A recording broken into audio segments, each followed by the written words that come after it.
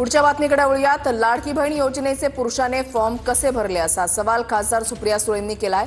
Contract कुणाकडे, SIT ED कडून याची चौकशी करा अशी मागणी सुप्रिया सुळेंनी केली आहे। तर लाडकी बहीण योजनेचा काही पुरुषांनी लाभ घेतला असं हसन मुश्रीफांनीही म्हटलेलं आहे। 14,000 पुरुषांनी लाडकी बहिणीचा लाभ घेतला असं हसन मुश्रीफ यांनी म्हटलंय। तर पुरुषांनी पैसे घेतले असतील तर कारवाई होईल असं उपमुख्यमंत्री अजित पवारांनी म्हटलंय।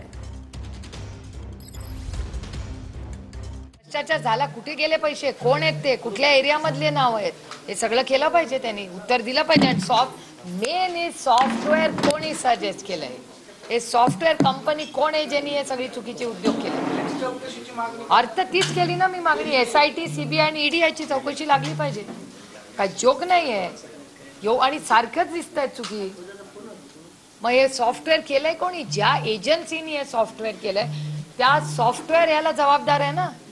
महाराष्ट्र सरकारला उत्तर द्यायला लागेल, कोण आहे सॉफ्टवेअर, कुणाचा सॉफ्टवेअर आहे, कुणाची कंपनी। आता शेतकऱ्यांचं आता परिस्थिती थोडी 46,000 कोटी रुपये आमच्या लाडक्या बहिणींना आम्हाला लागलेले आहेत या वर्षभरामध्ये। आणि काही टॅगाने लाडक्या बहिणी म्हणून माणसाने पैसे घेतले, आज मी टीव्हीवर बघितलं।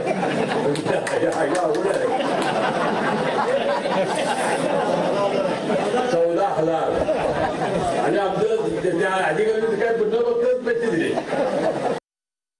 या महिन्यातले पण लाडक्या बहिणीचे पैसे आम्ही रिलीज केलेले आहेत, ते त्यांच्या अकाउंटला जातील। काही जण नोकरी करणाऱ्यांची पण नावं आली, जसं जसं एक एक गोष्टी लक्षात येत आहेत तसं तसं आम्ही ती नावं कमी करतोय। आता पुरुष लोकांची यायचं काही कारणच नाही, जर आलेले असतील तर ही योजना पुरुषांची करता नव्हती, त्यांना मागं जर पैसे गेलेले असतील तर ते पैसे आम्ही वसूल करू।